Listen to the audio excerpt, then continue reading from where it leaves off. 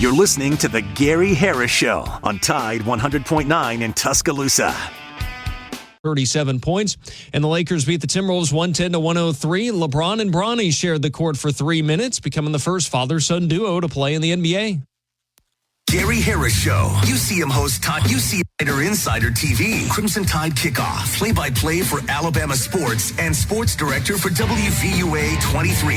It's time for the Gary Harris Show on your home for Alabama sports. Tide 100.9 and streaming on the Tide 100.9 app. All right, here we go, everybody. Welcome into the Gary Harris Show for this Tuesday, October 22nd, 2024. I'm your host, Gary Harris. Of course, Chase Brumfeld alongside, and not just for my show, but Chase is here before daylight and works right on through midday. And I even heard you last week, I think one day, I was listening to Fowler, and you were on doing Fowler's show. Yes, I was. That's a really long day. I love sports. I love being here. So y'all are great. They get you get a bonus when you do that. Hey, does Fowler bring you in a little bonus there, Chase? Fowler, are you listening? You when Chase pulls that extra 4 hours now, you need to, you know what I mean? Keep that in mind. So, but no, just teasing. Chase does a great job. We're fired up and excited. This beautiful weather is just unbelievable. Although, and I kid a lot with Richard Scott, our chief meteorologist at WVUA 23 on the air. It's gorgeous as it is. I would prefer it to be a little cooler. I know people are saying like, really? But I like the highs about 10 degrees cooler than there. You know, we're back up into the 80s. And by the end of the week, we're going to be in the upper 80s. And I'd rather see those lows in the 70s. And eventually, I'd like to see some rain. I am worried about how dry it has gotten. But it's gorgeous outside. And when you walk outside in this kind of weather, it just gives you a little pep in your step. And we're ready to go here on the show. I'll run it down for you in just a second and tell you how you can get in touch with us on the program, tell you who the guests are. But first, I need to tell you, as always, that this hour of the Gary Harris Show brought to you by my friends at Alabama Credit Union. Member-owned and not-for-profit. It really is just a better way of banking. I should know. I'm a member. I'd love for you to become a member, too. Steve Swafford, the CEO, and the entire organization at Alabama Credit Union, community-based, all about not just financial integrity, but also about being a part of the community. Secret meals for hungry children, so many other things that they're involved in regard to helping out the community. It's a community organization in the state of Alabama. Alabama Credit Union. Find out more at alabamacu.com. Alabama Credit Union, loans for real life. Some rules and restrictions do apply. See if you're eligible for membership. Then join today and feel good about your money. Ample extra change in your pocket. All right, if you want to join us here on the program, it's easy to do. The Pinnacle Park at North River Hotline, brought to you by my good friends at Pinnacle Park at North River, luxury townhomes near beautiful Lake Tuscaloosa. Find out more at pinnacleparknr.com, a gated community ready for luxury living near Lake Tuscaloosa. Pinnacleparknr.com. The phone number is 205-342-9904. That's 205-342-9904. Yesterday, the phone lines were hot. And they were coming in hot. And listen, but I thought we had a good show yesterday. Thought we were very fair in our approach. I want to say something right off the bat. I said this yesterday. I'll say it again this morning. I still think Alabama's a good football team. But that's what I think they are, a good football team. I don't think they're a great football team. And when you're a good football team in this league, you're going to be challenged every week. And that's where they're at right now. And they're 2-2 in the conference. They're going to be challenged Saturday by Missouri. They'll be challenged 2 weeks from Saturday when they go to LSU. They'll be challenged when they go to Oklahoma, and they'll be challenged even in the Iron Bowl at home against Auburn because they're not a great team. Now, can they get better? Sure. Do I still believe Kalen DeBoer is a quality head football coach? Absolutely. I mean, his record is his record. And, he played for the national championship last year at Washington. So I still think he's a quality coach, and I still have hope that this team can get better. But it has been tough the last few weeks, ever since that incredible first – what was it, about 18 minutes against the University of Georgia Bulldogs? Because, again, it was 12:30 to go in the second quarter, and it was 28-0.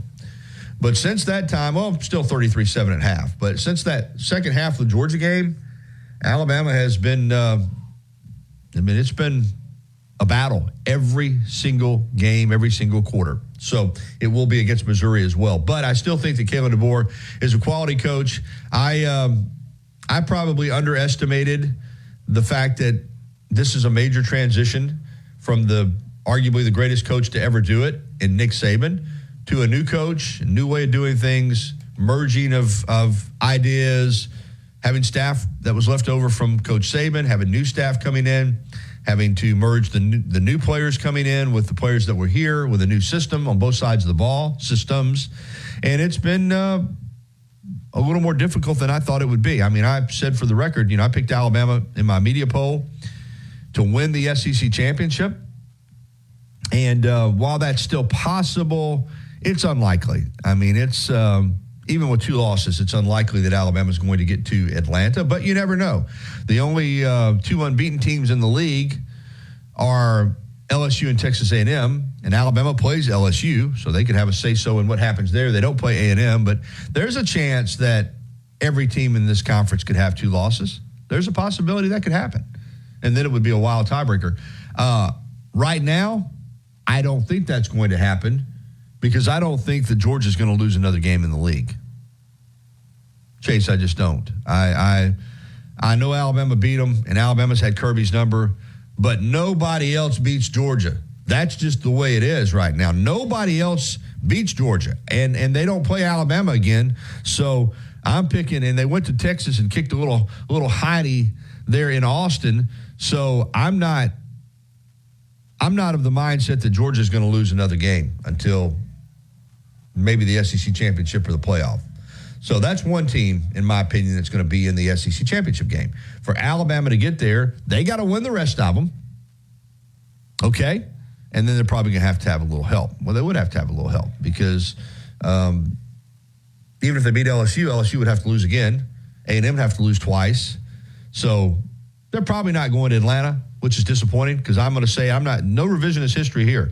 SEC championship's a big deal to me, always has been. Saban won 9 of them.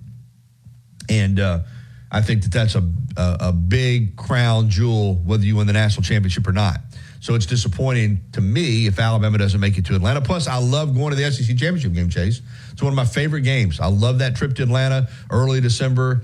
Kind of already in a festive mood for the holidays, and you get to sit there in that beautiful Mercedes-Benz Stadium and watch the championship game of the Southeastern Conference. It's a great, great, great venue, like Nick Saban used to say. For him, he thought it was harder to win the SEC championship than it was to win the national championship, and he never, ever downplayed how important that SEC championship game was, and the proof's in the pudding. He only lost one of them, and that was his first one, to Florida, to 2008. Every other SEC championship game Nick Saban played in, he won, baby. So I'm disappointed that Alabama probably isn't going to Atlanta, but you know what? I'm trying to be a little more realistic today in regards to the fact that I do believe Alabama can win the rest of their games in the SEC. Not saying that they will. I believe they can. Obviously, LSU looks like it's going to be really tough right now. But if they win the rest of their games at 10-2 with that schedule, I think they're going to get in the playoff. If they lose another one, I don't think that they will. Hey, let's go ahead, and I'm going to get to Derrick Henry. I'm watching him right here on the TV right now, just light people up like he did last night. 15 carries for 169 yards. And an 81-yard run against the Bucs. Also caught a touchdown pass for 13 yards. And it's just a freak of nature in regards at 30 years of age, which, again, in the real world, 30 years is not old. But in football terms, for running backs, and to be that big and that fast and on pace to rush for over 2,100 yards, future Hall of Famer. I love me some Derrick Henry now. And we'll get to that. We'll get to, Marlon Humphrey last night, 2 interceptions before leaving in the first half with an injury. Bama in the NFL, man, it's a real thing. It's a real thing every Sunday and Monday. All right, let's go ahead and get to Jim because he's the only caller on the Pinnacle Park and North River Hotline. So we'll get to him before the break. And let me tell you, we got Drew DeArmond talking ball at 9:30 from 977 ESPN Radio in Huntsville, and Kayla Anderson with the Titans report at 10:15. Also, audio from the coaches' press conferences yesterday at Alabama. But right now, we got Jim leading us off. Hey, Jim.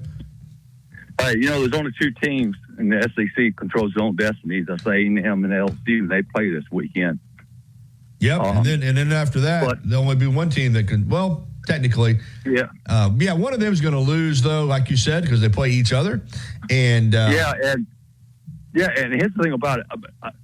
Expand like 16 teams now, okay, and expanding. We're going to get the same argument as to who should be in the national championship back when there's only 2 teams. Oh, you will. You're going to have multiple teams with either 1 or 2 losses, and arguing who should be the team that gets in there. It's going to, But that's why, Jim. I tell you why. I'm first of all, I was not initially in favor of the playoff expanding past 8, but now I'm for 16, and I'll tell you why. Because I don't like having a bye. To me, if you're in the playoff, you got to have to play the same amount of games as everybody else.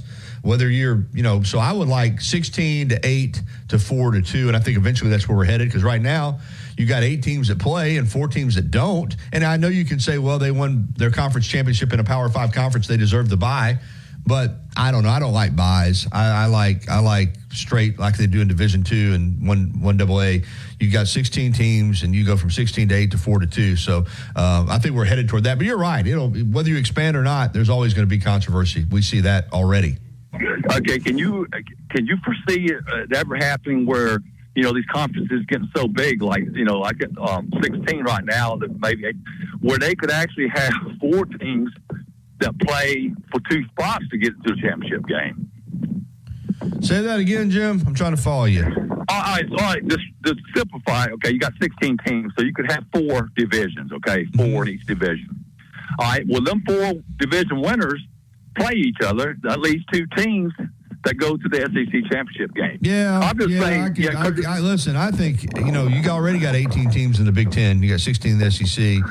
It's conceivable that at some point, you could have 20-something teams in one conference, and this thing be narrowed down to like 3 conferences. I don't know. I think everything's on the table because, as I said yesterday, money is driving all of this, and whatever makes the most money is what they're going to look like. I look at that. I think that's the thing we need to keep on the table, Jim. Is we're looking at it from a football standpoint, competitive balance, and what what looks good and what would be the best, and they're looking at it for how much money we can make. Let's be clear on that. There's one motivation for the TV networks, for these universities, for these athletic departments. How much money can we make? That's the number one motivation. Don't let anybody fool you. Yeah, well, the thing is, like I say, what's it used to have these super-sized conferences if you're not even going to play half of them during the year? I agree. That's what I'm saying. It's this is not the best system. I'm with you. I think conferences should have no more than 12 teams. I come, and you do too. We come from an era where, if you had 10 teams in a conference, it was a big conference. You'd have 8 teams. Even some teams had 6 in their conference. I'm with you, but like I said, all this is generated by one thought process: how much money can we make? That's it. Yeah. Well, what would keep the SEC from going from 2 8-team divisions right now? I think that would be fairer than what's going to happen if we're going to have multiple teams, like say, with 1 or 2 losses and arguing who should be getting the spots in the championship game. I got you, my friend. All right, man. Thank you, Jim. Always good to hear from you. All right, it is 9:18 here on the Gary Harris Show. We're off and running, and someone just texted me and said that they get buys in Division II and Division III. Okay, at one time they didn't. I know they didn't because I used to cover Division II. But in the NFL, I understand. I'm not talking about the NFL. I'm talking about college football. Should be different games. Anyway, I don't like buys in college, in a playoff. It's just me. But they've got them, but if you go to 16, you wouldn't. So I like the idea of a 16-team playoff. All right, it's 9:18 here on the Gary Harris Show. We're going to take a timeout. We'll come back with more phone calls, 205-342-9904. Also, we get into Derrick Henry and how he is playing. Man, it's just incredible what he's doing right now. Of course, Ravens, too. Lamar had 5 touchdown passes last night, one of them to Derrick Henry. We'll discuss that on the other side. This is the Gary Harris Show on Tide 100.9 FM and 1230 AM WTBC, your home for Alabama sports.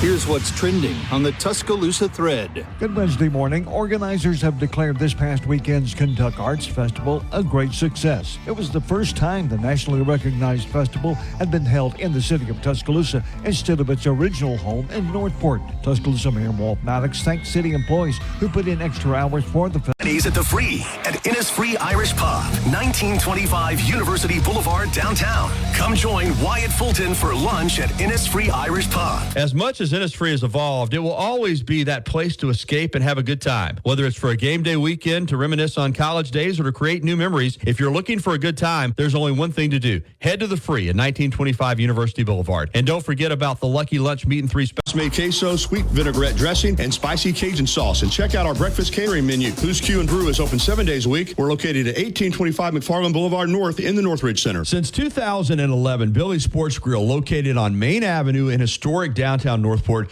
has been serving their legendary signature chicken sandwich, award-winning wings, and handcrafted cocktails. Billy's is also the spot to watch all your favorite sporting events with big screen, high-definition televisions, both dining rooms, at the bar, and out. New models in stock and over 60 pre-owned vehicles. Remember, we'll buy your car even if you don't do business with us. 3200 Skyland Boulevard, East Tuscaloosa. Online at mercedesoftuscaloosa.com. Tide 100.9 Tuscaloosa weather. Alabama's long dry spell continues today. The sky sunny, the high 82. Clear tonight with the low at 56. Very warm tomorrow and Friday. A good supply of sunshine both days. Highs between 83 and 86 degrees. I'm James Spann on the ABC 3340 Weather Center on Tide 100.9. It's 62 degrees in Tuscaloosa. AM WTBC, your home for Alabama sports. You're listening to the Gary Harris Show. Goal line in, touchdown, Alabama. Your home for Alabama's home for sports. Tide 100.9 and streaming on the Tide 100.9 app.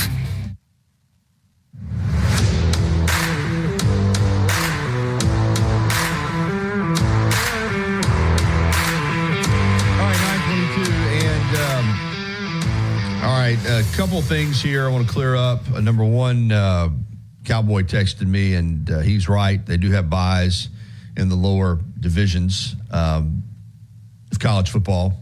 Doesn't mean I still like them. I don't like buys, okay? That's my opinion. And I think if you went to 16 teams in college football, I don't think you would have a buy. I think you would set it up. You could, but I still think you'd set it up where you went 16-8, 4-2. At some point, you got to quit playing games. You can't just keep playing games. But regardless, right now it's 12, and top 4 Power 5 conference champions get buys. That's the reality of it. That's the system we have.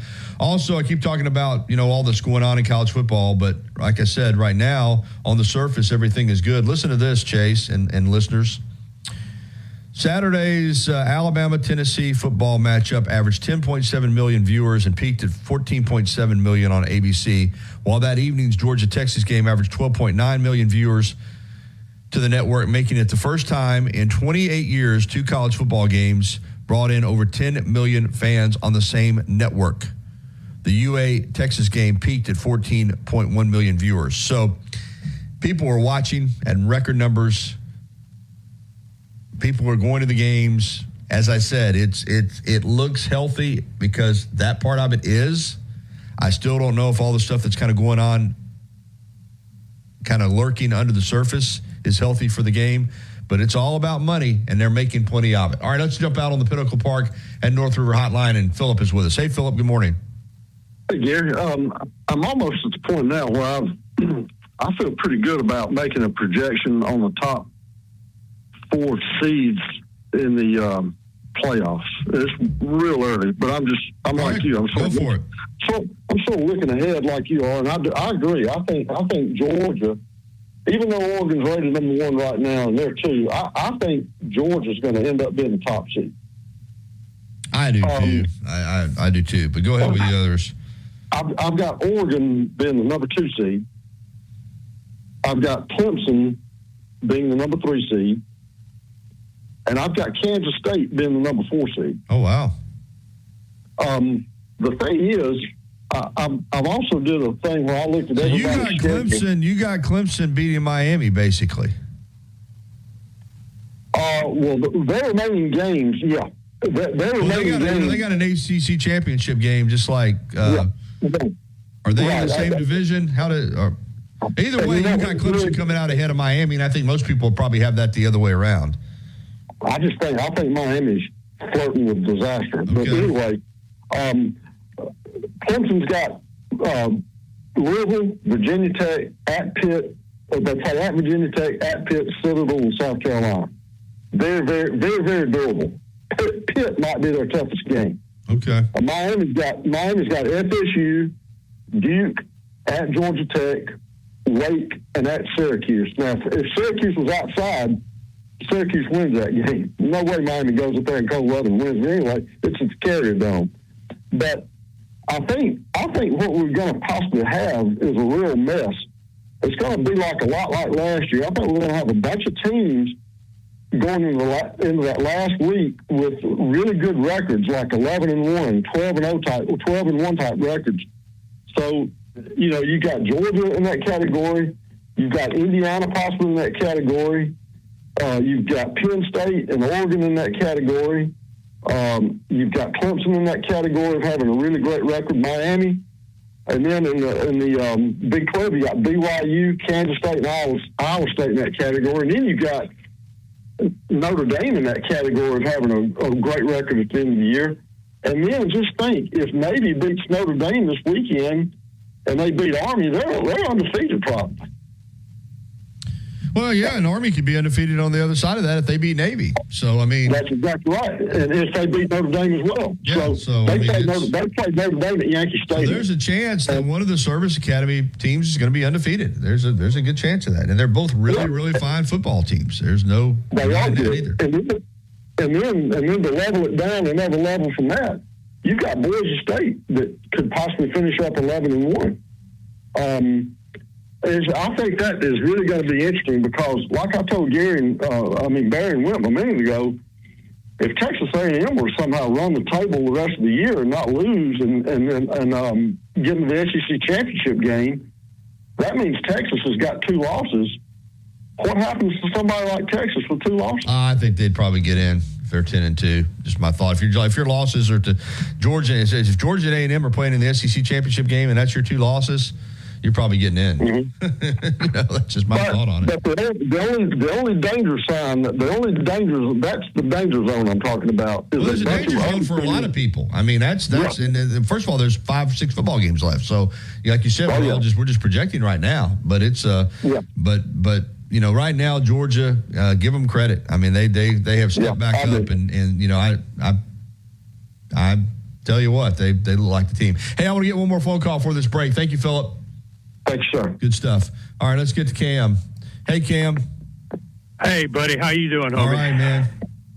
Man, it's quiet up here in North Georgia. I figured they would have lined up for me, but they're really quiet, man. They're not chirping because we beat them. That's really, right.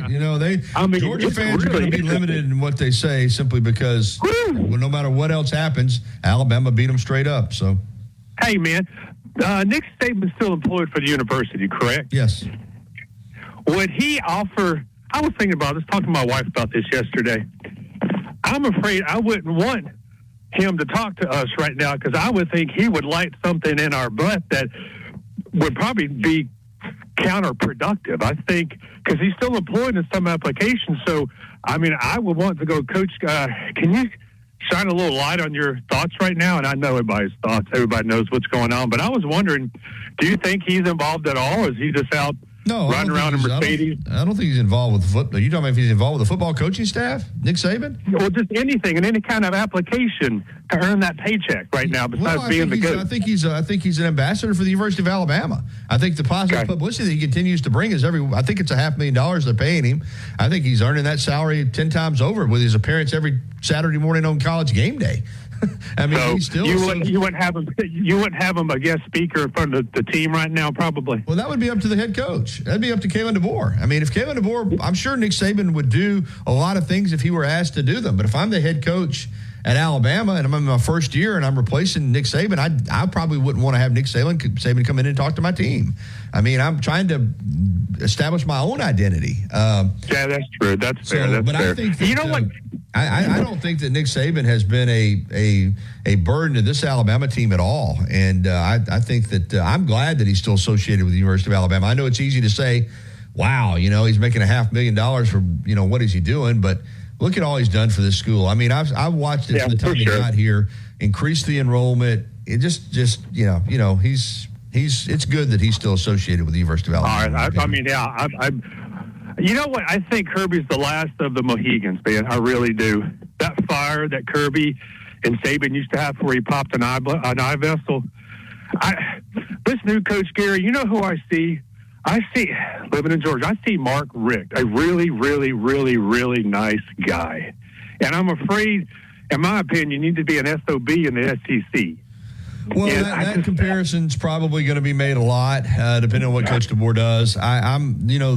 It's way too early right now for me to Fair judge enough. him. That's true. But we'll see what happens going forward. But it was, you're following Nick Saban, so it's not going to be easy for anybody. But I agree with you on Kirby. I think he's an incredible that fire. I would coach. love to see that, or hear someone mic'd up where he just loses his mind and just I miss that yelling and screaming, and I pop in just fire. I guess I'm just old, buddy. All right, let me run. I got to go. Thank you, Cam. Good stuff, man. All right, it's 9:31. We'll come back with the Rocket Man, Drew DeArmond, here on the Gary Harris Show next, right here on Tide 100.9 FM and 1230 AM WTBC, your home for Alabama sports.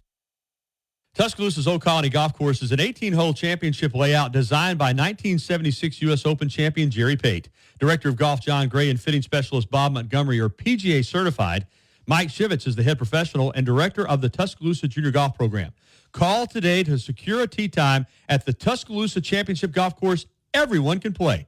205-562-3201. Old Colony is operated by Para. Life doesn't wait for when your finances are in perfect order. It just happens. But no matter what surprises come your way, Alabama Credit Union will be here to help make it affordable with great personal loans, mortgages, and auto loans. They offer an easy application process and fast decisions so you can stay focused on feeling good about whatever life brings your way. Alabama Credit Union will be here to help make it affordable with great personal loans, mortgages. 240-8157. 800-240-8157. That's 800-240-8157. Where the season never ends. This is your home of Alabama sports. Tide 100.9 and streaming on the Tide 100.9 app.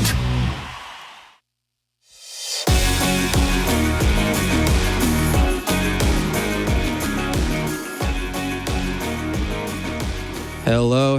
This is Chase Brumfield. It's definitely not Gary Harris right now. Just wanted to give you guys a PSA. Gary is sick right now. He's attending to his care at home.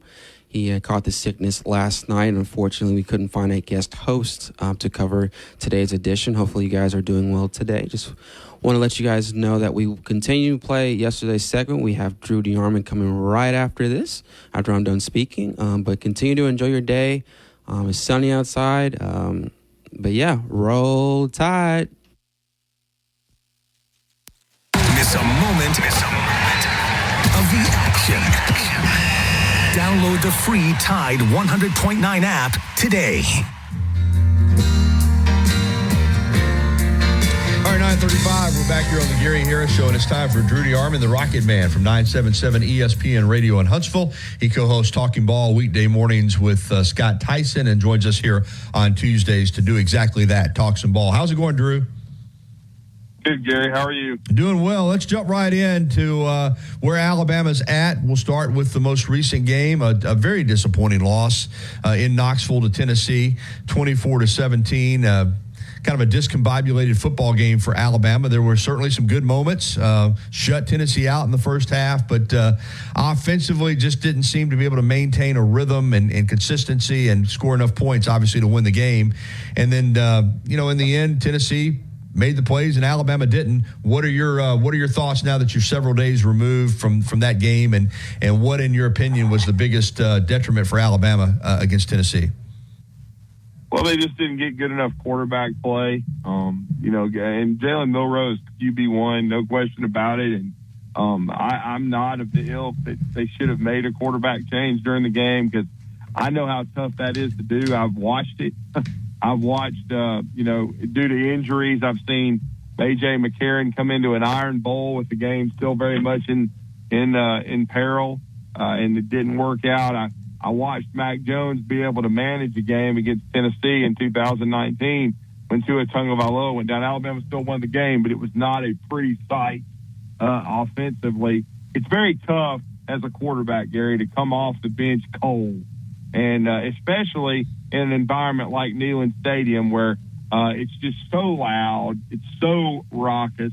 They're pumping in crowd noise anyway, and I mean it's just as crazy as you can get along, probably with Tiger Stadium at LSU, that you can have to experience. And so I just felt like, though, they left a lot of plays on the field. I wasn't critical of Nick Sheridan because I thought they designed plays that had people open. Certainly, there was some that was critical of the running game and that lack of production. But I think some of that had to do with not being able to hit throws early that would have loosened the defense up. And it goes back to your point about rhythm. There never was rhythm. Really, it kind of set the tone for the whole game, the first 3 plays. When Alabama went 3 and out, they didn't run the football very well early. You have a snap hit Jalen Milroe in the face. That's just a little bit of a miscommunication. It seemed like the noise got to Alabama early on. They did settle down and start moving the ball and scored first. And really, with the defense, as you saying, getting 3 takeaways in the first half. If you'd have told me that before the game, because I thought, winning the turnover battle was very important, I would have felt like Alabama would have had a bigger than 7-0 lead. But they just didn't execute very well. They didn't throw and catch because I think receivers like Brian Williams, I know there's been a lot made of 18 targets, but he was open on several of those. They missed him. And I think there were some other receivers that were missed that were open. Very simply, I think most of the issues that came out of the game offensively were the quarterback, either holding the ball too long and taking sacks or not checking to the right play, taking too long, putting the team behind schedule, or just not throwing and catching. And, again, it's just up to him to step up, have a good week of practice and play better against Missouri. But I really think that most of the issues in the Tennessee game were from the quarterback position. Now, on the coaching staff, I think the coaching staff this week in practice, they need to go to Milroe, have a heart-to-heart. I think they need to, in some ways, take some responsibility off of him with the checks, help him with that, do that for him, much like Tommy Rees did, help him manage it, and then tell him to go back to using his athleticism because I think in many ways, I know people say there's some saying he's injured. I don't think he's there's a difference between being injured and hurt. I think he's in good enough shape to play in these games. And what these coaches are doing around the SEC, and you give them credit, I give Tim Banks a lot of credit, they're taking away those designed runs for Jalen Milroe. If they tried to do that a few times, Tennessee had an answer. But what they can't take away is when there's running lanes and he can just take off and improvise. And I think when he did that last year about the midpoint of the season, he really played his best football. I think he needs to get back to that, get back to using those legs. And I think in many ways when Jalen uses his legs, it can get the rest of his game going because I think he's just in a little bit of a rut. They need to snap him out of it because, Gary, I'm just telling you, if Alabama is going to, reach their goals and they want to have a chance to make the college football playoff, because there's no guarantee they'll make it right now, but they have no margin for error now. They've got 2 losses. I think it's going to be very difficult to make the SEC championship game. Do I still think they can make a 12-team playoff? Yes, because they have the best win right now over Georgia. But they need to win out, and they need to go 1-0 this week against Missouri. And the best way to do that is to get Jalen Milroe's confidence back. He's a captain of this team, and get him rolling again, because that's Alabama's best chance, in my opinion, to have the season that they hope to have. Yeah, there's no doubt about it. You said it, Drew. The margin for error is gone. If you're going to make it in the college football playoff, you've got to win out. And let's just be honest, based on what we've seen from this team, in 4 SEC games, they won 2, they lost 2. They could have won all 4. They could have lost all 4. I mean, and there's no reason, I think, to believe going forward. I want to get your take that this is going to be a dogfight on Saturday at home against Missouri, a Missouri team that came back to beat Auburn, but Cook came back in after being out and going to the hospital, the quarterback, and looked incredible in that fourth quarter. This is a game where if Alabama doesn't play well, they could lose it at home, I think. Drew, what about you? Well, I mean, I'll be honest with you, Gary. I mean, going forward, any SEC game, Alabama, there's no guarantees. I mean, I do think they're going to beat the Mercer Bears, but hey, the other games, when you're talking about Missouri at home, a ranked team with only 1 loss, to a very good Texas A&M team on the road, and then you play at Oklahoma. They're struggling right now, struggle bus, but they're changing offensive coordinators. They're going back to quarterback Jackson Arnold. It's still a road game, and Alabama, quite frankly, has not performed well on the road in the SEC. Now, they did at Wisconsin, but they didn't in the SEC. The Iron Bowl is always hard, and so you do have that at home, but you'll definitely get Auburn's best shot, and certainly we know how difficult Tiger Stadium is. Now, Alabama could pay property taxes in that place because they really kind of dominated that series. But again, it's a road game against a team right now that, in theory, if they beat Texas A&M, could be in first place in the SEC. So that it seems to be getting better. So certainly they've got some tough, challenges down the stretch. But right now they need to be focusing totally on Missouri. Brady Cook is a good quarterback. He's been through the fire. You just talked about the toughness that he showed coming back to save them in a game when, in all reality, Auburn should have won, but Missouri found a way, and that's all that matters. They've got Theo Wees. They've got Mookie Cooper. They've got, of course, Luther Burden. They've got some very talented wide receivers. And unfortunately for Alabama, you're not going to have Keon Sabb. You're likely to be very banged up in the secondary. So it's going to be very important for the offense to carry their part of the water, because the defense could struggle because that back end is banged up. It also puts a premium on Alabama needing to rush the passer well, get Brady Cook on the ground, and then also force some turnovers if you can. Linebacker play needs to be good, because certainly they like to run the football at Mizzou. But, yeah, I mean, it's a very, very important game. This is a fork-in-the-road game, Gary. This is a game where you're trying to stay in contention for a college football playoff berth, because if you lose this game, that's pretty much done too. And then you have to take a long, hard look at who needs to play the rest of the season when you're out of contention. So this team is too talented to not be in contention, in my opinion. I don't think they're as talented as some of Nick Saban's teams during his tenure and even the last few years, but they still have more than enough talent to get in the college football playoff. And now it just comes down to, well, how much pride do you have? How much does it matter to you? You faced adversity, and how are you going to respond to it? Last year's team responded to adversity against Texas and then not playing very well against South Florida to galvanize themselves and start playing better and getting better each week. This is that time for Kalen DeBoer and his staff. For these last 5 games, you need to play well at Missouri and then start stacking. But the first and most important thing is to have a good week of practice this week, and quite frankly, take it out on the Missouri Tigers on Saturday and bring them back to reality, and then give yourself some confidence going into a bye week where you can get healthy and get your mind right, because it's going to take a great effort, as we know, to go to Tiger Stadium and beat a good LSU team. Drew, let me ask you about something that's making the rounds here. Obviously, I'm sure you've heard it on your show and discussed it, and I have on my show, but I want to get your opinion. Going back to Malachi Moore's situation in the Vanderbilt game with what Kendrick Law did, slapping the guy's helmet, even though he was taunted, with some other things that people have pointed out. Do you think this football team suffers from a lack of discipline, and do you think the coaching staff is demanding it? Well, I mean, they've had a lack of discipline for the last 2 or 3 years, Gary. This is not something that's just started happening because Kalen DeBoer took the team over. That if people think that, they're being lazy, because Nick Saban's last few teams at Alabama were very highly penalized, and almost in some cases led the SEC and were in the top 5 in the country in penalties. So discipline has been slipping in this program for a few years. It's rearing its head now. It wasn't as big an issue under Nick Saban because Nick Saban's greatness was he found a way to work around that. He found a way to continue to motivate guys, get guys' minds right, and they would still win games, Gary, because that's ultimately what it comes down to. If you win games, a lot of things are glossed over, okay? Well, Alabama's lost to Vanderbilt for the first time in 40 years. They've lost 2 out of 3 to the Vomit in the last 2 in Neyland Stadium. And, a lot of people, and now it's a rivalry again. It took them 20 years, Gary, 20 years. But Tennessee and Alabama is a rivalry again. No question about it. Tip your cap to Josh Heupel, Tim Banks, that coaching staff. They did a well of the job, won that game in the second half. But this discipline issue has been there. They've got to get it under control. Kendrick Law, love the guy's tenacity. I love his approach.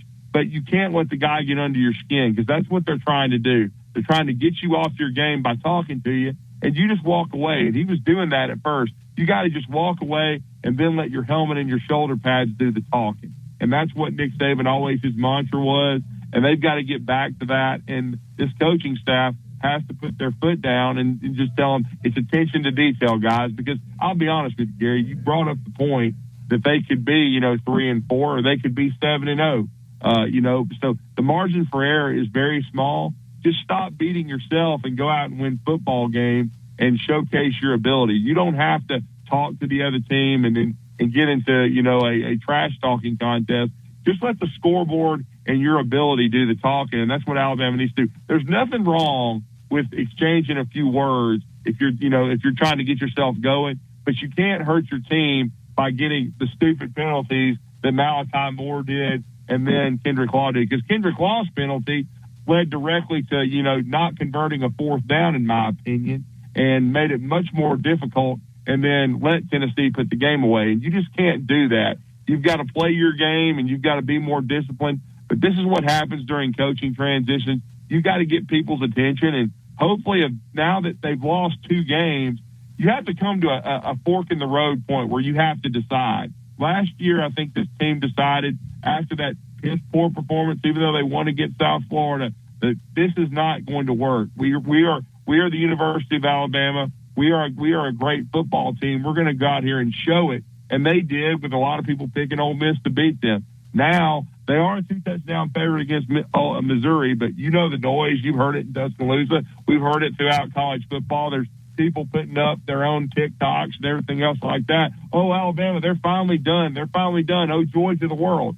Well, how much does it mean to you to show them that you're not? Right. That Alabama's still here. Alabama is still a big-time factor in the SEC, and that's what's coming to pass this weekend because there is no more margin for error. You've got to have a sense of urgency. You've got to go out and you've got to kick Missouri's ass and then move on to the next opponent. Yeah, with that said, I mean, obviously the next game's always the biggest game. So, I mean, you and I follow the sport close enough to know that. I don't care what anybody says. If you, like Gene Stallings used to say, you don't think it's a big game, just try losing it. So the next game would always be the biggest game regardless. But with where this team is at, with what's on the line, I mean, clearly Saturday is, if you lose this football game, Drew, and it's gone. I mean, you'll still have a game to play in 2 weeks when you go to LSU. But as far as what this team hoped to accomplish, this game, everything's on the line. It's as big as the Georgia game, the Tennessee game, any game that they're going to play with what this team has at stake on Saturday.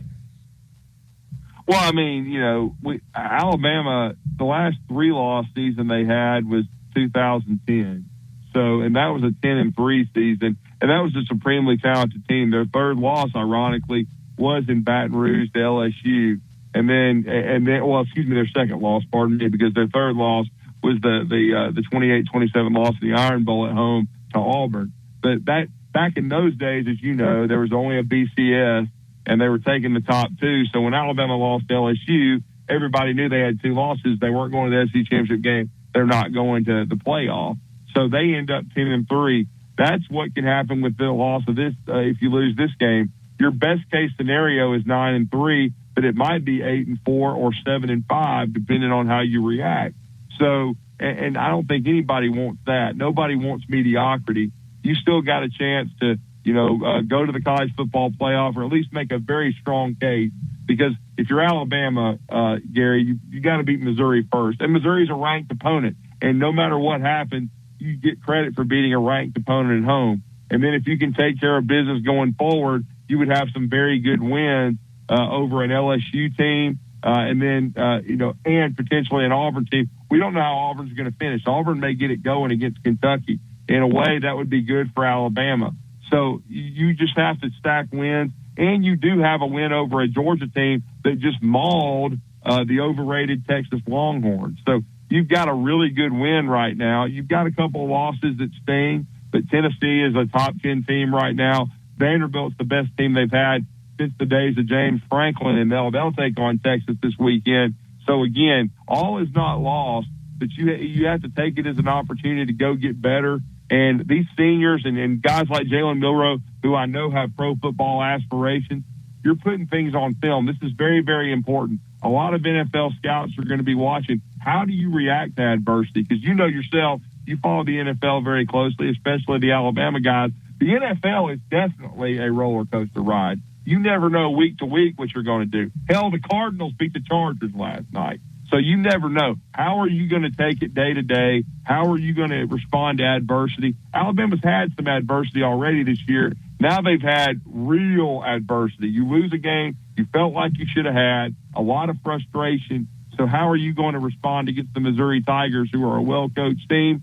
We'll see. And certainly we'll see how if Kalen DeBoer has his team's attention and if they can lock in, because we heard they had a good week of practice last week. It didn't translate to the game so much. Now they're returning home, and this is going to be a very, very interesting performance. I think this is you're either going to have a good first year under Kalen DeBoer or one where there's probably going to need to be a lot of changes if you end up with a 4 or 5 loss season. So this is the fork in the road to decide how good a first year Kalen DeBoer is going to have, and a lot is going to be on these players to go out and perform and back up their coaches. And these coaches have got to have these kids ready to play, because Missouri is going to come in hungry because they still feel like they've got a shot to make the college football playoff. All right, Drew, I need you to keep this to about a minute, but I did want to ask you about basketball. Very impressive charity exhibition game at Batwell Auditorium last Friday night. Hung 98 on a good Wake Forest team without 4 players even being dressed. I mean, I know the sky's the limit for this team. We know that. They can win a national championship, but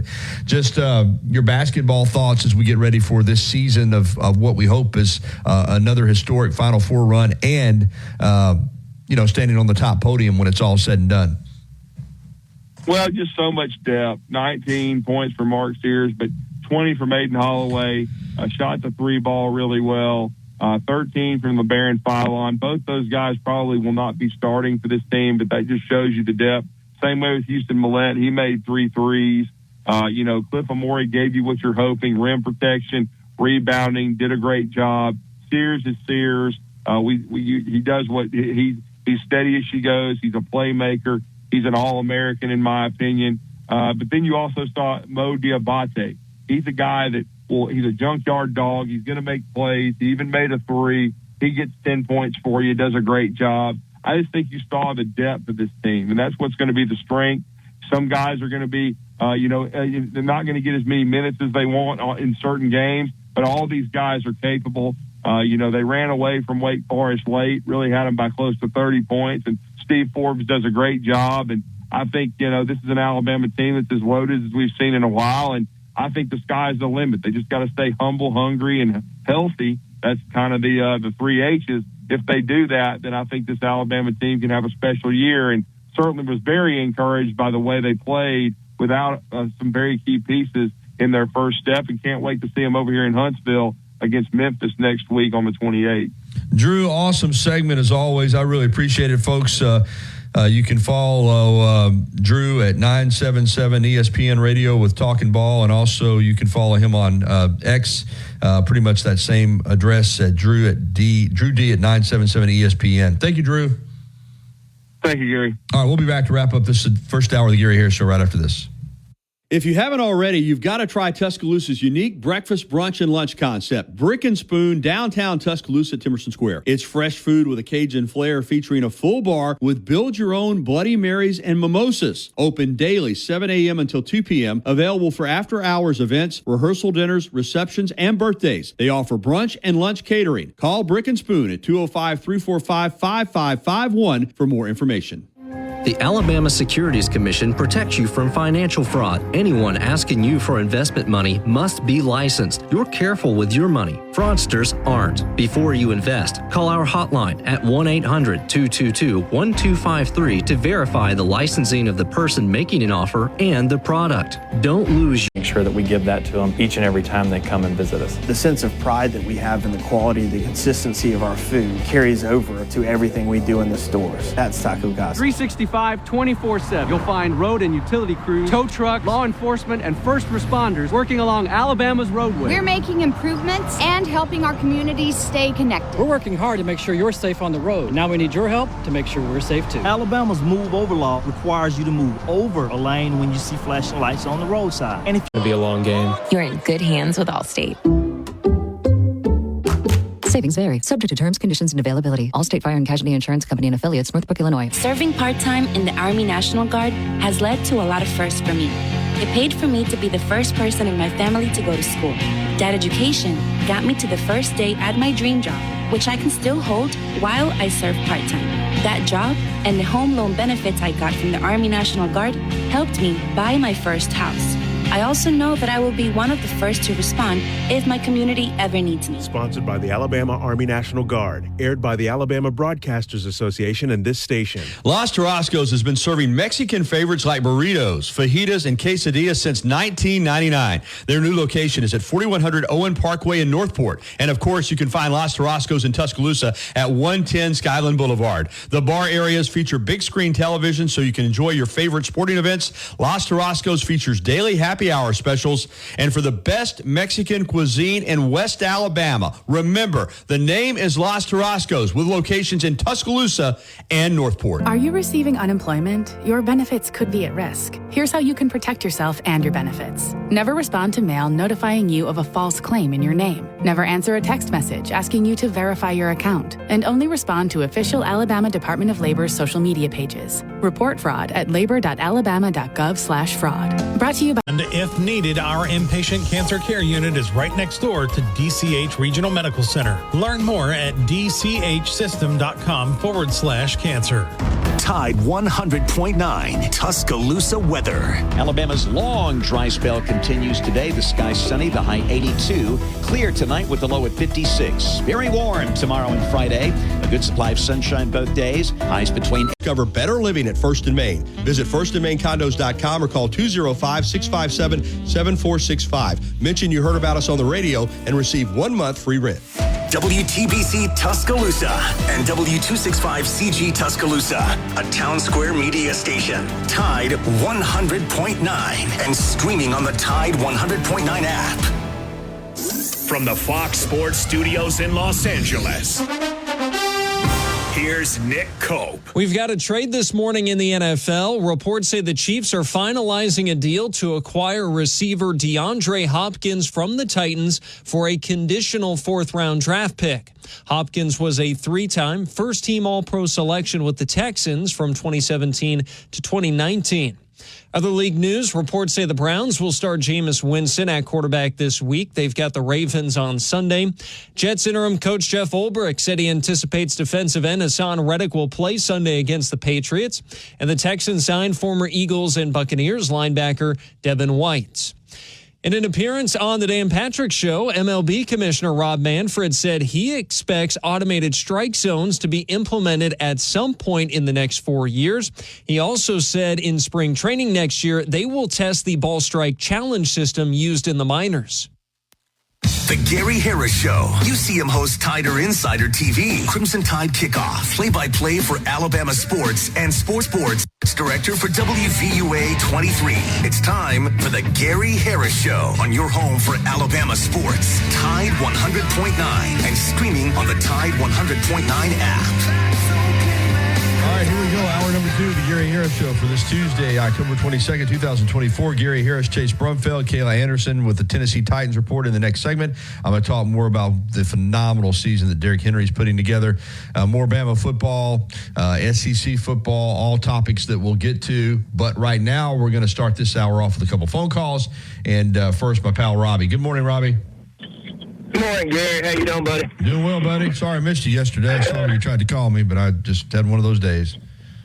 Yeah, no, I understand. No, we, had the best birthday present ever. We got to go home finally after, 2.5 weeks? Oh, man. Awesome. So Striker's back at home. Yeah. I didn't even know that. Yes. Man, it was, I don't know if you've ever been in these hospitals, but that chair and that love seat they put you in for 2.5 weeks, the plastic, they're so uncomfortable. And 6'3", 255 pounds, just not comfortable. It was great to be in the bed. I hear you, man. I hear you, My brother. back's all messed up. And then had to watch that Tennessee-Bama game, even made it worse. But, it is what it is. Like every Bama fan, I hope we can turn it around and ride it and get back to winning against Missouri, which is going to be tough to win on out. But we'll It is. It's there's a big chore, and Drew DeArmond and I were just talking about it in the last segment. Your margin for error is gone, Robbie. It's gone. I mean, there's no scenario where Alabama's getting in at 9-3. I just don't see it. So you got to win out, and hope that's enough. I think it will be. I think if Alabama wins out and it's 10-2 overall, and just 2 losses in the conference, that they're going to get in, but. You got this game, and then obviously 2 2 weeks from Saturday, you got to go to Baton Rouge, and that's going to be a very difficult task. Yeah, it will. If they just stop shooting themselves in the foot, just the plays that are uncharacteristic of Alabama teams, and which we all see that. But I hope they can get back. I hope Milroe gets back to playing his kind of game. It looks like he's a little confused, not confused, maybe like trying to be a drop back passer more than a run. I thought he looked a little confused in that second half. I thought he looked out of sorts. I thought he looked rattled. I thought he looked unsure of himself. It was, it was not the Jalen Milroe that I'm accustomed to. And he's got to play better. But here's something that maybe I haven't addressed, and it's because you're always looking at the coaching transition, but they did have 26 players go in the portal. They'd have a lot of guys, go in the NFL. Robbie, I and others maybe just overestimated this team. Maybe this team just isn't. And then you beat Georgia, and you really think, wow, but maybe this team is just not that good. I'm not saying that they're not a good team, but maybe they're not a great team. Maybe it's just, this is kind of just, maybe the talent level is not what we're accustomed to. When you look at the secondary, of course, now they got injuries, but, having to play so many young guys, there's other areas on this team where, even a wide receiver, even though they're talented, they don't have the ton of depth there. It's not a vintage Alabama team, Robbie. That's kind of what you alluded to at the top. It's just not it's not a team like we're accustomed to seeing here. And it might not have anything to do with the fact that there was a coaching change. It's just the portal and the draft and other things that have happened, maybe some misses in recruiting, and maybe this team just isn't uber talented the way that we're used to around here. You think that's a possibility? Yeah, it is. But I'm on the outside. I'm looking at this team, and again, making observations. I'm seeing really good players, and I don't think it's that. I think the talent's there. I just don't think they're a team. And what I mean by that is I just don't think they're on the same. They're not playing together as a team where they trust each other. Like maybe a free safety's not doing, he's thinking the cornerback's doing something else. You know what I mean? Like it takes time to develop that chemistry. And with all the transfer portals and in out and people jumping and going from team to team, you could have all the talent in the world, but if you're not on the same level with your teammates and trusting what they're doing, I just think that's what we're seeing. I've seen a lot of guys out of place. I think the talent's there. They're just not playing together. Does that make sense a little bit? It does. It does. Yeah, I think you got to trust each other, and I don't think they have that chemistry yet, and that takes time. I'm hoping it comes. They still got 5 games left, 4 games. I don't know. 5 games left. 5 games left, and hopefully a playoff run. So. Yeah, it starts this week. Let's get back and let's. And I see a lot of frustration. I think that's what you saw with Law. That frustration, the guy was baiting him, and he did, and it should have been called. Not so much the bait, but he also threw a punch at Law after. No, it should have been. It should have been offsetting at the same time in that situation. K-Law's got to keep his head. You just that's the difference in having a team that possibly plays for a championship and a team that doesn't go to the playoff. It's moments like that, and if he doesn't get that penalty. You got a much better chance, obviously, of making that 4th down. Winning that game. Yeah. So that's it's disappointing.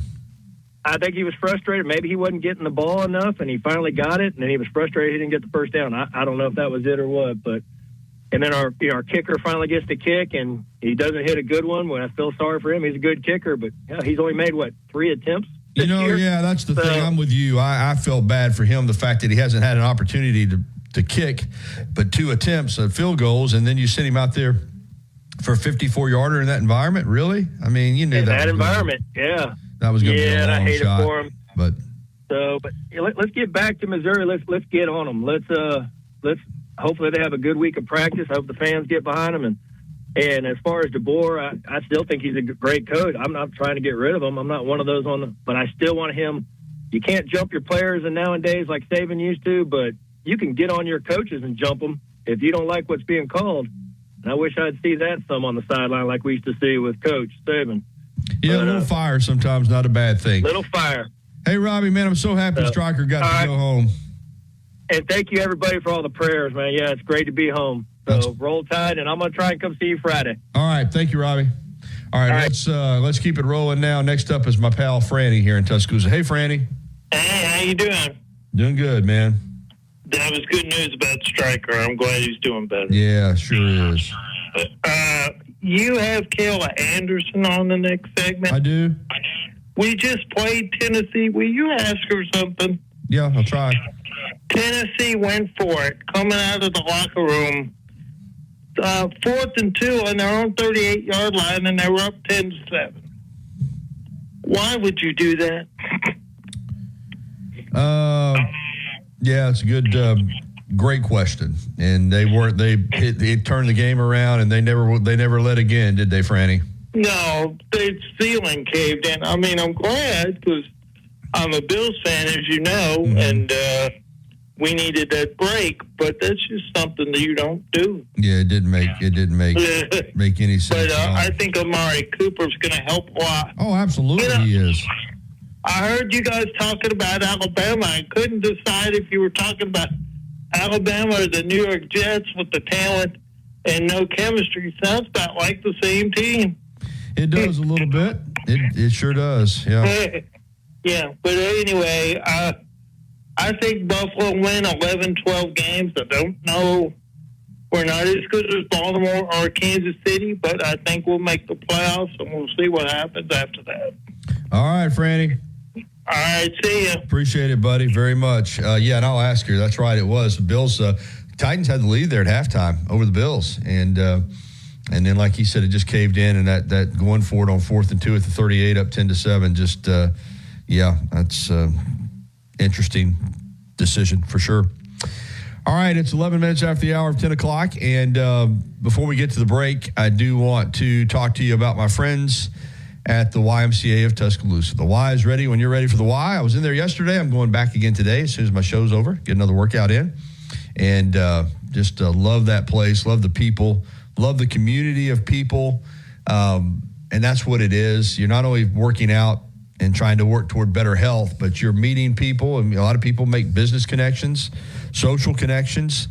Just an outstanding facility, and has been for years. I was a member when they had the old location, and now at 2300 13th Street downtown. I've been there. I think they moved there in 2016 or 2015, somewhere in there. Time flies. But get by and see them at the Y. They'll give you a tour, and they will get you high-quality ingredients.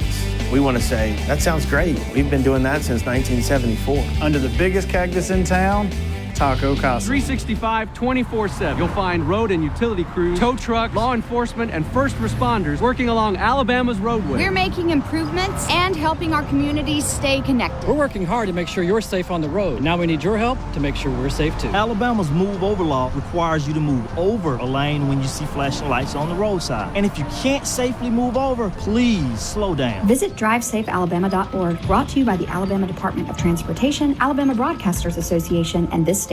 The Alabama Securities Commission protects you from financial fraud. Anyone asking you for investment money must be licensed. You're careful with your money. Fraudsters aren't. Before you invest, call our hotline at 1-800-222-1253 to verify the licensing of the person making an offer and the product. Don't lose your hard Sponsor of FIFA World Cup 2026, supporting possibilities turned into achievements on the biggest stage. What would you like the power to do? Bank of America N.A., member FDIC. Serving part-time in the Army National Guard has led to a lot of firsts for me. It paid for me to be the first person in my family to go to school. That education got me to the first day at my dream job, which I can still hold while I serve part-time. That job and the home loan benefits I got from the Army National Guard helped me buy my first house. I also know that I will be one of the first to respond if my community ever needs me. Sponsored by the Alabama Army National Guard, aired by the Alabama Broadcasters Association and this station. Are you receiving unemployment? Your benefits could be at risk. Here's how you can protect yourself and your benefits. Never respond to mail notifying you of a false claim in your name. Never answer a text message asking you to verify your account. And only respond to official Alabama Department of Labor's social media pages. Report fraud at labor.alabama.gov/fraud. Brought to you by the Alabama Alabama Department of Labor, ABA, and the station. The Alabama Department of Labor is an equal opportunity employer program. Auxiliary aids and services available upon request to individuals with disabilities. Dial 711 for TTY accessibility. Tide 100.9 Tuscaloosa weather. Alabama's long dry spell continues today. The sky sunny, the high 82. Clear tonight with the low at 56. Very warm tomorrow and Friday. A good supply of sunshine both days. Highs between 83 and 86 degrees. I'm James Spann on the ABC 3340 Weather Center on Tide 100.9. It's 62 degrees in Tuscaloosa. Want to know what's going on with the Crimson Tide? Download the Tide 100.9 app today. Today.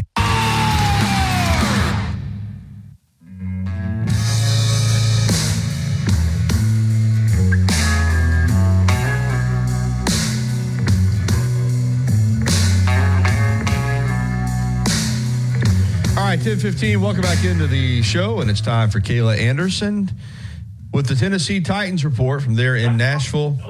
104.5 The Zone. Ramon, Kayla, and Will weekday mornings, and we're going to talk a little Tennessee Titans. Good morning, Kayla. How are you?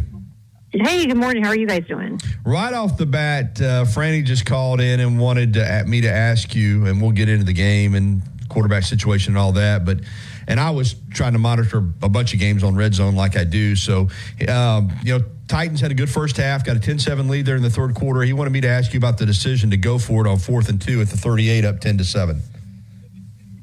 Yeah, I think the things that we talked about on our show, at least this week, when it came to details and some of the things that were brought up in the second half that has been an issue for this team is, that's definitely one of them. And I think a lot of people, including myself, would probably say not the right decision to do that. But then again, this is a team right now that you've got a head coach that is, in a way, learning on the fly to how to be a head coach and, what decisions to go with analytics and what decisions to go with the gut. And this is kind of what he's working through this season, which that's part of the frustration because not a lot else is working for them. So when you have decisions like that, they're going to get scrutinized even more. There's also been, some issues with clock management, especially, towards the end of the second half there, or the first half of that game. So, yeah, that was one of the decisions that I think some people were not exactly happy with. But then again, it's easy to get frustrated with this team about anything right now just because they're not winning. They're not doing that, and they're 1-5, and now you go to Detroit, who is, in the conversation for best team in the league. But Mason Rudolph, and of course, you had told me last week that Callahan was staying firm with Levis, but then Levis, they said, they being the Titans, had a throwing shoulder injury. Rudolph gets a start and, seemed to play fairly well in the first half. What is the quarterback situation? Is Levis expected to be back? I mean, what's going on there? Yeah, so Levis is right now, according to reports that we have heard, specifically the report from Adam Schefter was it's a grade 2 sprain with that shoulder, with his right shoulder, his throwing shoulder. And so that does affect what you're able to do out there. And if you're able to, throw those deep balls or just being able to maintain your accuracy throughout a game. So what Brian Callahan told us on Monday, because a lot of people were confused with the whole situation, because he played in the game before this, coming out of the bye week, and against the Colts, and didn't look great. And then after the game said, I couldn't make all the throws because the shoulder it was a bit of an issue. So then why the heck did he why did he play? Why did he start then? And so that question was asked Monday. Brian Callahan pretty much said that he felt after the bye week, Will Levis was healthy. He was ready to go. Leading up to that week with practice, he was still fine. And then as the game went on, he started to feel the shoulder soreness pop in. And then towards the end of the game, it was clearly bugging him. So then on the next week, preparing for this last weekend's game, they were putting him as limited on Wednesday just to see how he was doing. Didn't feel great. So he said, we're going to just try to see if he can make all the throws in practice on Thursday. It was like a full go. Like, we'll have him make all the throws, see what he can do. It was not good. And so he was questionable on Friday. And then they just decided on Saturday, that's when they told Mason Rudolph he was going to start. So I guess it was a thing where the shoulder probably wasn't 100% ever after it was injured, but they felt like it was good enough, and then it got kind of retweaked in that game. So now he's week to week. And I don't foresee him necessarily playing this weekend, Gary, just because I think why continue to make it worse? Those sprains, if they're grade 2 even, you're usually out 4 to 5 weeks. Yeah. Looks like he was almost rushed back in, probably not because Callahan and them were like, yeah, you need to go back in, but because Will Levis is that type of guy where he's going to play injured. And maybe that whole thing with the training staff and making sure you made the right smart decision, maybe it was a decision they were just trusting Will Levis. Kayla, you know, again, and there's a lot of football left, but let's be honest, realistically, the Titans look like they're going nowhere fast. How much disappointment is there in Nashville from the standpoint that you and I both know Mike Vrabel was a really good coach, but it had gotten stale. You know, the decision to move on from him, move on from Derrick Henry, this fresh start, this young, innovative head coach, offensive-minded head coach. He brings in his dad, the strong, offensive line coach. And yeah, you're just feeling like, you know, it would have been better than this so far. You know, it wouldn't be 1-5, and now looking like it's just going to be a brutal season. Have the fans just already kind of moved on to Vanderbilt and Tennessee football, or is there still, you know, some hope that this team can turn it around? No, there's definitely a shift. And again, this is the first time in 8 years I've really had to deal with this dire of a situation. And I say that because it started at the start of the season with them not being good, and it's not improved. And I think in the past, we've kind of seen this team go through some ups and downs, but then they kind of come back at the end of the season and start winning.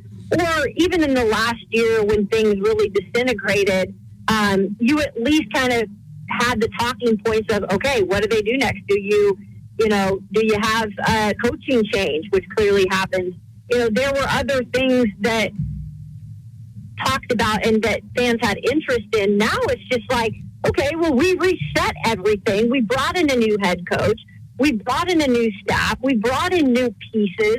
And now we're still struggling to get the second win of the season. And so I think fans at this point are very frustrated because I think while they're going to give Will Levis probably the rest of the season to figure out if he is the guy, I think fans kind of have already made up their mind that he's not the guy. Mm-hmm. So why would they continue to watch a team that's probably not going to win much more in terms of 11 games left in the season? They haven't even won at home yet. And then you're still going to continue to put Will Levis out there. And even if it's not Will Levis, Mason Rudolph has had good moments, but I don't think he's going out there stretch enough games to be a team that you want to be interested in. So it's a concern right now with the fan base, and so much so that we have heard some of those Vrabel, people come out of the woodwork and say, well, now, are you happy that we fired Mike Vrabel? And, a lot of the people are like, are you happy that we got rid of Derrick Henry now? Because now he's going and balling out for the Ravens, and, he could have been on our team. So all of these, fans, too, are coming out of the woodwork that are like, well, if this could have still been the situation. Let's get to Henry because he is, looking phenomenal and headed toward potentially a career season, which is saying something for him. He's on pace for over 2,100 yards. I'm assuming, Kayla, that most Titans fans are happy for him. There was a lot of discussion that he had slowed down, and now it's obvious he hadn't, and this has been a new opportunity for him with a great team, and maybe he did look sluggish some with Tennessee just because, the offense was so bad. But what's the vibe there? Most fans just happy for him, hoping he wins a Super Bowl, or like you said, are most fans bitter that he's no longer with the organization? I mean, honestly, most fans are happy for him. I think that they're crushed with not having him in the two-tone blue, but I think that they are now really realizing what this team's, future is, at least for this season, and knowing that even if Derrick Henry was here behind this offensive line who's still trying to figure it out and not a weapon at quarterback or somebody who can help you like Lamar Jackson is helping Derrick Henry, that it is going to be kind of a lose-lose situation for Derrick Henry. And I think a lot of people, because he spent 8 years here and probably was the most consistent piece the Titans have had in a long time, they're happy for him because they do want to see him, win a Super Bowl for his own good and get that, Hall of Fame vote. So I think that overall fans are really, truly happy for him, but it does probably sting knowing that he's not in the two-tone blue and won't retire probably in the two-tone blue. And on top of it, your team right now is probably one of the worst teams in the NFL, and their team is probably one of the best. Kayla Anderson with us from WKRN 104.5 The Zone in Nashville. Ramon, Kayla will weekday mornings talking Tennessee Titans with us as she does every week. Couple more questions for Kayla on the Titans, and then we'll talk a little bit of college football real quickly. But first, you're trying to get this team going. Quarterback situation's a mess. And as I said, now you go to Detroit. I mean, on paper, this one could get ugly. I mean, ugly. Yeah, and Gary, it's crazy, too, because we're at the point, just taking you inside doing our radio show, we're at the point that X's and O's for us, like, we can't even discuss that and have interest in it right now because people just know what this is probably going to be in terms of an outcome. Yeah. And you had it with the Buffalo Bills, last weekend. While, yes, they were showing some sort of life in the first half, the issue with this team, Gary, has been the second half. They completely collapse in the second half. If one thing goes wrong coming out of the half, or if one thing goes wrong where they have the other team take the lead, they collapse.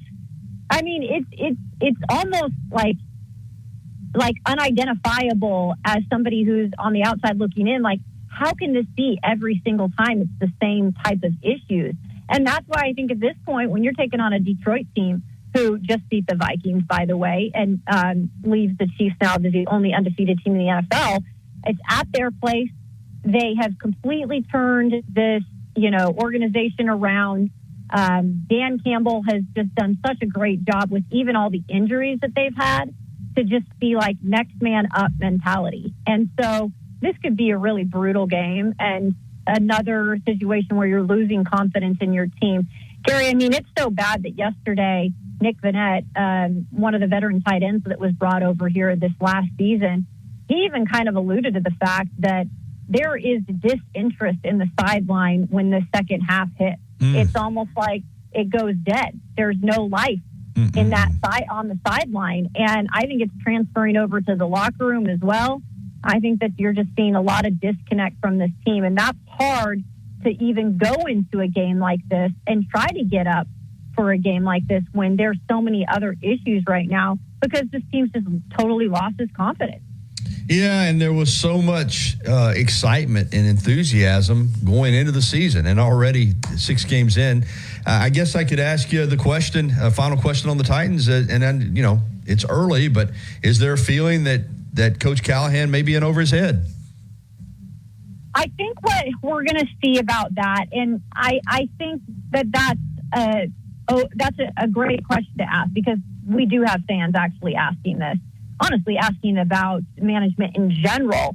I think, though, what's going to happen is, Amy Adams-Strunk, the owner, has pretty much, for the most part, stayed out of football decisions when it comes to in-game or season decisions. But she will pull the trigger when she feels like she is being embarrassed as an owner, and that's what we saw last year with Mike Vrabel.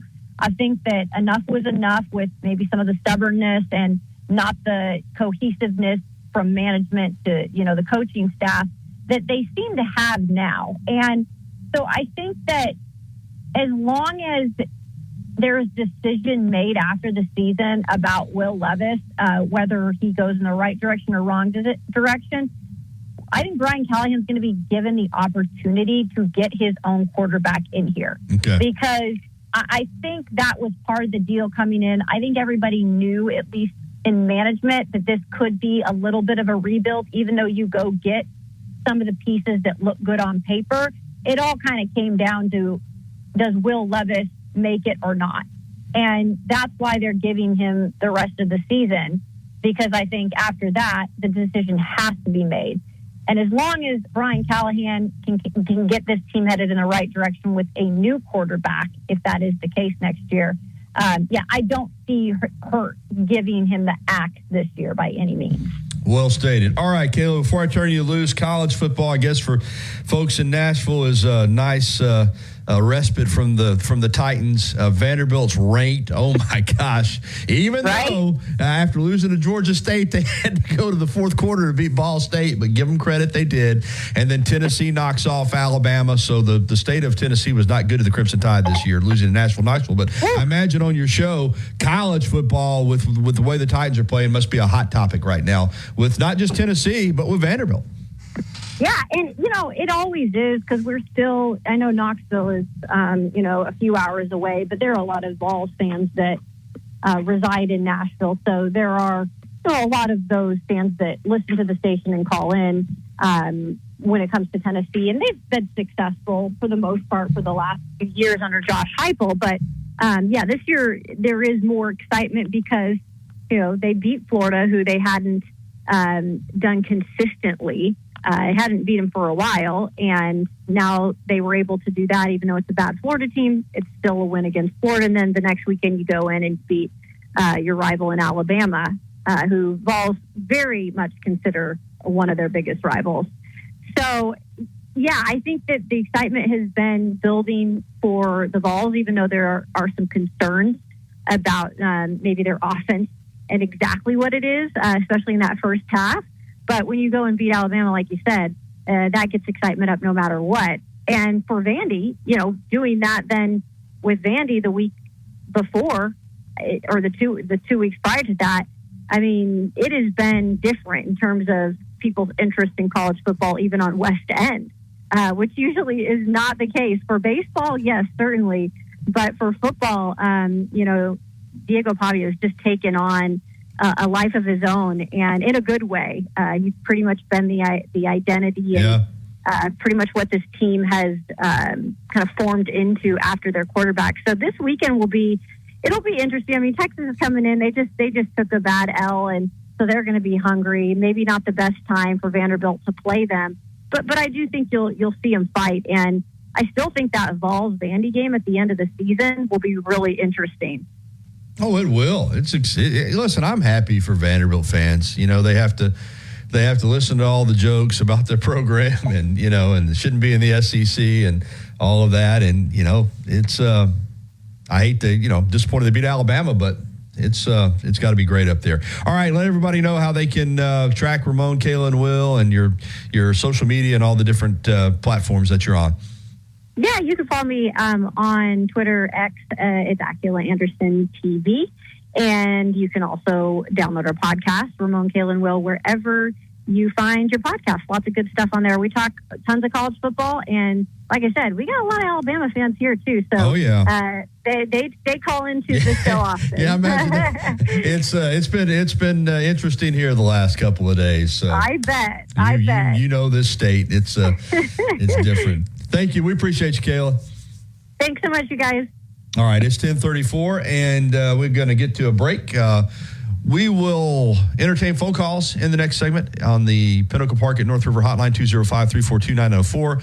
Also, may get a little bit of that coach's audio from yesterday. A couple of comments that I might be able to play for you. And I'm still going to get into this Derrick Henry discussion on just how phenomenal it is what he's doing. So all that straight ahead. Also to remind you, on Friday, I'll be live at the Innisfree Irish Pub, Fridays at the Free, and I'll be doing my Bama football trivia contest. We gave away that incredible Daniel Moore print this last week of the Roman Harper hit on the Tennessee fullback back in 2005. We'll be giving away another great gift courtesy of T-Town Menswear and T-Town Gallery in the University Mall coming up. Call 800-8000 or visit mezwins.com. I've got this. No representations made that the quality of legal services to be performed is greater than the quality of legal services performed by other lawyers. Serving part-time in the Army National Guard has led to a lot of firsts for me. It paid for me to be the first person in my family to go to school. That education got me to the first day at my dream job, which I can still hold while I serve part-time. That job and the home loan benefits I got from the Army National Guard helped me buy my first house. Today's repair and the future repairs. No overtime charges on weekends and holidays. No hassle guarantee. Adams Heating and Cooling, 205-872-0045. Serving part-time in the Army National Guard has led to a lot of firsts for me. It paid for me to be the first person in my family to go to school. That education got me to the first day at my dream job, which I can still hold while I serve part-time. That job and the home loan benefits I got from the Army National Guard helped me buy my first house. I also know that I will be one of the first to respond if my community ever needs me. Sponsored by the Alabama Army National Guard. Aired by the Alabama Broadcasters Association and this station. Are you receiving unemployment? Your benefits could be at risk. Here's how you can protect yourself and your benefits. Never respond to mail notifying you of a false claim in your name. Never answer a text message asking you to verify your account. And only respond to official Alabama Department of Labor's social media pages. Report fraud at labor.alabama.gov/fraud. Brought to you by the One. Again, 800-951-6541 and give us your answer. The proceeding is not a contest or sweepstakes and is a paid advertisement by Family Vacation Getaways and not sponsored by or affiliated with this station or program. You see him on WVUA 23 covering sports and on Tider Insider TV on Tuesday nights. Don't miss a minute of the Gary Harris Show. Weekdays from 9 to 11 on Tide 100.9. We've had two losses now, and trying to find those complete games and as a team. And there's been times throughout the season where we've played very complimentary. It might be takeaways and scoring. It might be one team needs a little pick me up, the other comes through. But when the losses happen, those things get amplified. You certainly really look into that more. We got to play better as a team. It's what great teams do. And so we haven't been our best in those two games in particular. And I know there's other times we can always look and know we got to improve, but can't have the mistakes, can't have the penalties, got to have better execution, all those things that put you behind the eight ball, throughout the course of the game. And here in the SEC, there's such a fine line, obviously, between winning and losing, and that's how you get beat. And so, that's on all of us.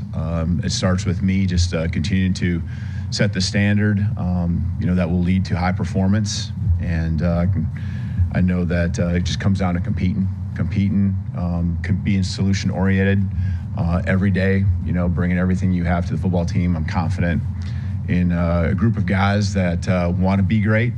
There's no doubt about it. I can see it in their response each and every day, just showing up to work. And so, I have no doubt that that's going to continue to happen. We know that just being a championship football team is hard. We all signed up for it. We all want to continue to improve our awareness, our intensity. And that's not just intensity on the football field and all that. That's just everything we do. We know it takes everything we got. And, that's what we signed up for. So I think the biggest thing is the message has been over the weeks, not just this week or not just after Vanderbilt, but the weeks, all season long. The message is always going to be there's never going to be excuses. That's one thing that, only softens character. It lowers the standard, and that will never happen. And so, again, talk about being solution-oriented, continue about moving forward, making sure you got the right people here. And I firmly believe that we have a lot of great people with a lot of great skill sets, whether it's players, staff, and that they're all working together. And so really, know that that's going to be the case. Kind of moving on to a couple other things, just with injuries, I'll give you an update. I know with Keon Sabb, he does have a lower extremity injury. We're still gathering information here, but we do expect him to be down for a while, and so, that could be an extended amount of time, and we'll just continue to evaluate that. I know there's a lot of, I think one position group in particular, just kind of put them all together. All the other DBs, I think, just look to see how they progress throughout the week. A lot of similarities between just kind of the level of the injuries that they all have, and right now I'd be expecting them all to be able to play on Saturday. So be ready to go. When it comes to Missouri, just Coach Drinkwitz, especially over the last 2 years, but I know it takes time for him to build to this, has done a great job. Great football coach, just as far as how he's developing guys and, bringing the right people into his program. Got some transfers that have added to, a solid group of returning starters, 17-3 over the last 2 years. Just a resilient group, won some close games. And so we got another great task at hand, as they're always going to be in the SEC. And, our guys are looking forward to the challenge. I know this week's going to be, one where we get back to work and want to bring a homecoming win back home for all our fans, all our alumni. Thank you, Coach. We'll start with Charlie Potter here on the right.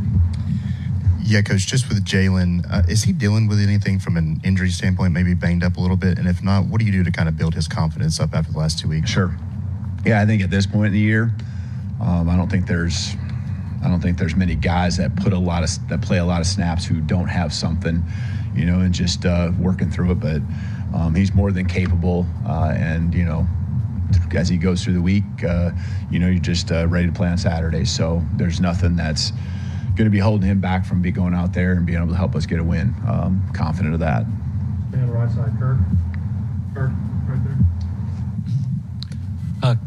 Coach, I know the head coach is responsible for everything, but I wonder if some coaches take exclusive responsibility for things like play calling, for instance, or substitutions or clock management. I wonder what sort of things you are, besides your veto power, anything that are exclusive to you. Yeah, I think all those things you mentioned are part of the job responsibility and how I look at it, and take all those things seriously. And so every element of the program, it's always things that I'm going to discuss if it involves other people, which usually it does, and go to those people.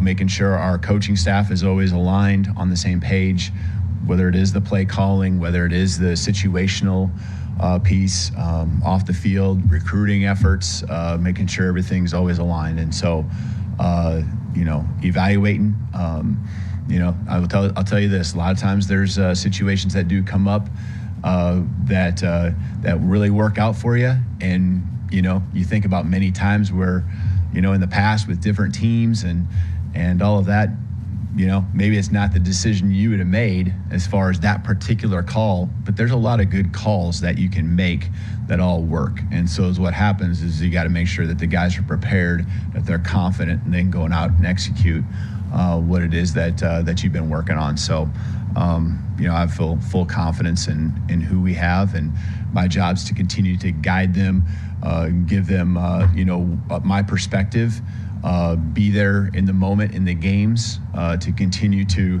make sure we're sticking to the plan that we worked on, the plan that was created, the ones that the guys have practiced, and just making sure we're staying the course, in that moment, and then also staying the course as we continue to develop our players over the course of the years, and their careers.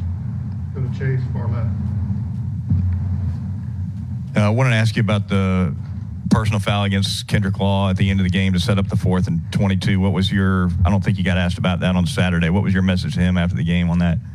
Yeah, the message continues to be right with the team. It's not just one. It's we gotta learn from those moments. Those moments are big, and our choices, our decisions, our words, our actions, all of those things, they have to be focused on what's best for our team. And obviously in that moment, we're fighting to try to find a way to win. And it's a big moment. And so, we got to make sure we, of course, address them, but we got to, we can't continue to have the mistakes. And, that those are in particular that we can control. Some things you just can't control, the things that happen to you, the way the ball bounces and all of those things. So, I think just everything in general, it starts with our thoughts. We got to make sure other people's thoughts don't become ours. And we got to make sure that, if someone's talking to us, we gotta learn to walk the other way, and be a more emotionally disciplined in every facet, not just the high aggression type things, but also just when the momentum swings and things like that happen in a game, be able to trust in your preparation, trust in what you're doing. But we got to be better. We got to be better there, and obviously that's an important part of what great teams do, is be great in those times. Second row back, Tony. Obviously, if Keon's going to be out for any time, you're going to need Bray Hubbard to step up. Just what have you seen from him, and how much has he grown in this season? Yeah, Bray's been working hard for this opportunity, and he worked. He not just last week, but every week he's worked to be ready, and we had no doubt that he would be come Saturday when he was called upon, and he'll go out there again this week. And our team really believes in him. He does a lot of things on special teams, and you can see it every day in practice. And so he's been around the program, and now this is that time, that next step, next man up mentality. That's what we talk about, and that's what it's got to be. And I know, again, high level of want to that he has, and I'm excited for his opportunity. I love Keon to death, and Keon's he's a warrior, man. There's more things I want to say about Keon and what he did to go out there and try to help our football team.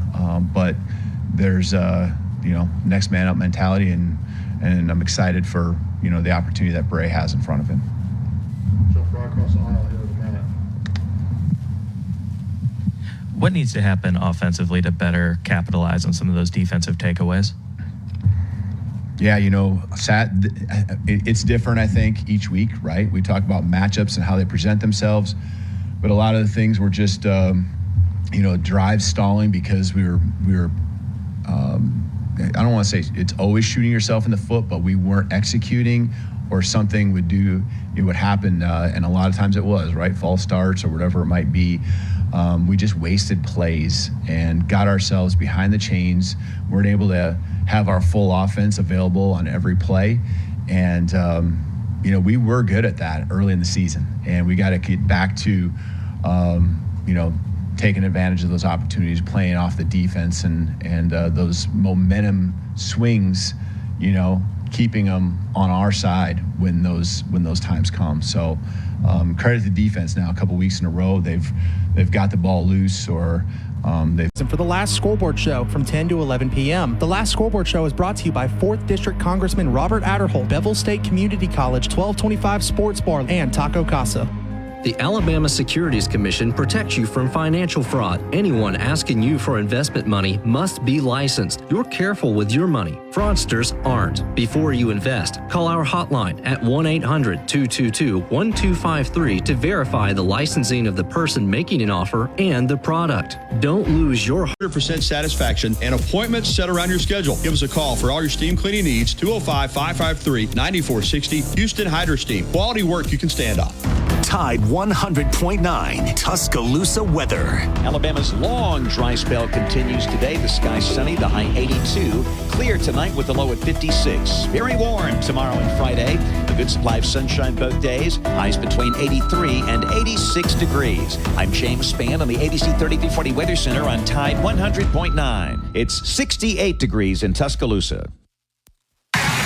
Alabama fans are all over the world, and we are too. Download the Tide 100.9 app right now in the App Store and Google Play, and take the Crimson Tide everywhere you go.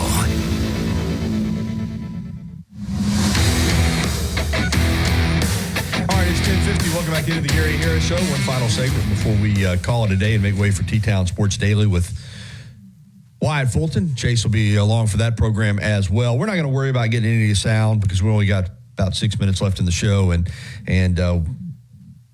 we like to get to some of those clips from the coaches if we have time. But when the press conferences are on Monday, by the time we get to Tuesday, they're a little bit outdated anyway. And it's one of those things we'll use them when we need them. But we've been able to fill up the show fine last couple of days without any extra audio. But I will say this. One of the things that came out of the Nick Sheridan press conference was and I should have just sent Chase that one clip because I ran it on the sports last night, about the 4th and 1 on the quarterback sneak when Jalen snuck it. And you may have already got that clip ready. It's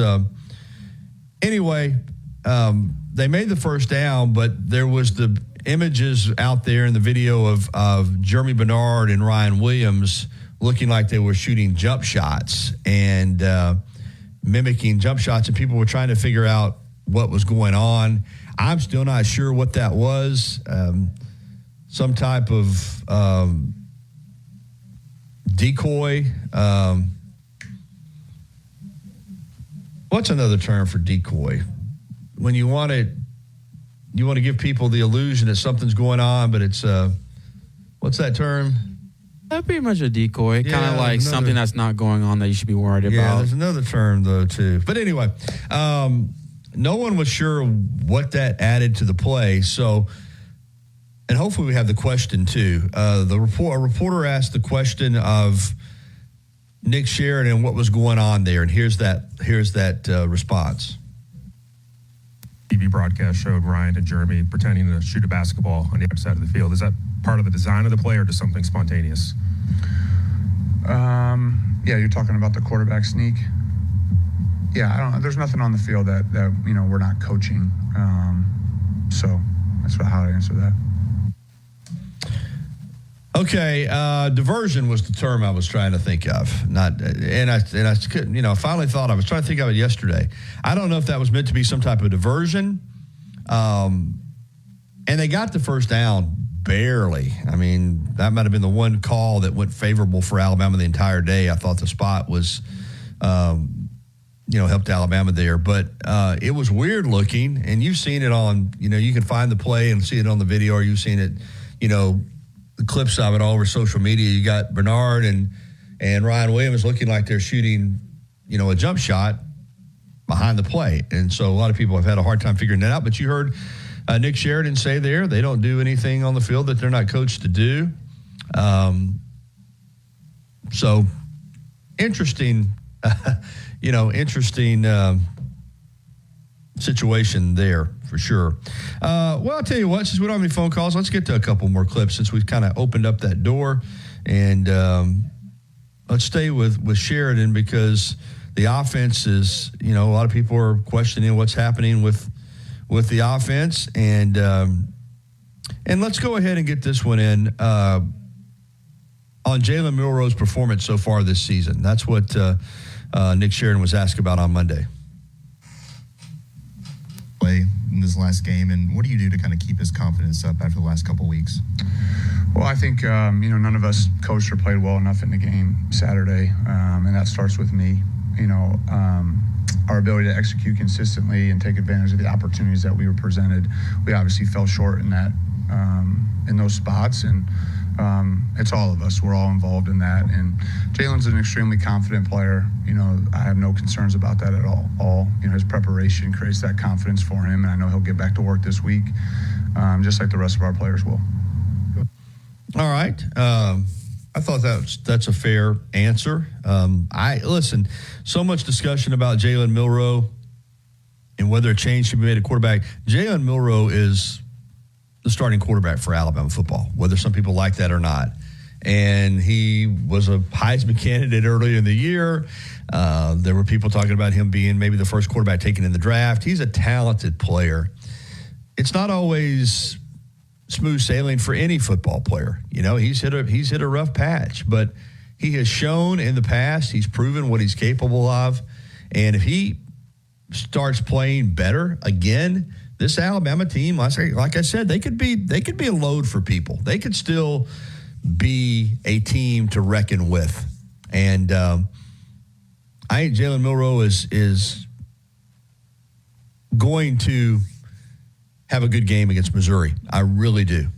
And he'll need to. He'll need to play better. There's no doubt about that. So anyway, all right, that's going to wrap it up for today's show. We appreciate the interaction. We appreciate you, Chase, for your great work. Appreciate everybody out there listening. A reminder to catch me on TV tonight with the local sports and with Rodney Orr for Tiger Insider TV at 6:30 on WVUA 23. Again, an update. I know we're not on Spectrum or Xfinity, Comcast, Dish, Direct. I know people are frustrated. I'm frustrated. We're still working to get that transmitter fixed, and hopefully it'll be soon, and we'll be back on everywhere. You can watch us at WVUA23.com, live stream, or download the WVUA 23 app.